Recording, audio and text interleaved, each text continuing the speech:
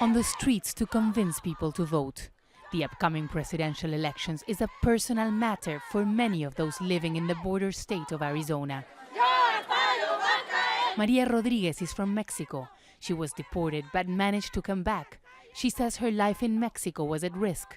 Her 2 children are U.S. citizens, and she's now asking for political asylum.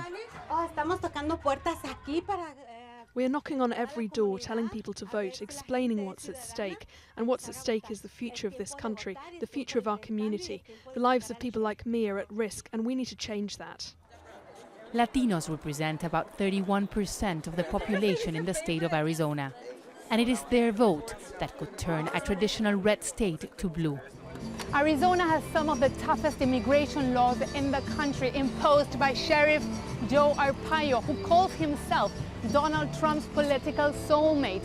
Migrants claim that they have been persecuted and discriminated against, and that's why people here are campaigning against Donald Trump, because they fear that if he wins the elections, millions could be deported.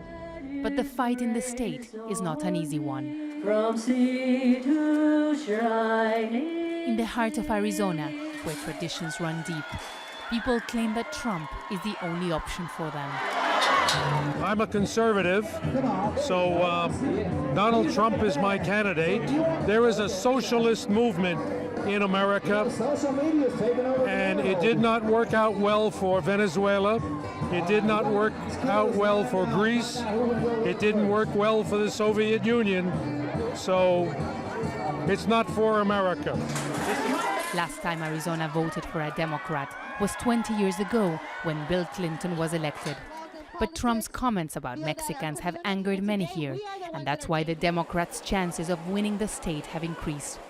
And we're going to see, I expect, higher record Latino turnout this election cycle. Is it going to help Hillary win?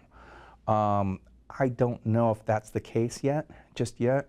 My hunch is not yet, maybe 2020.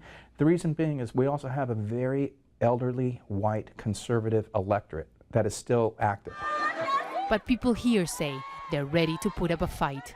Some for the right to stay in a country that they claim has saved their lives. Teresa, Al Jazeera, Phoenix, Arizona.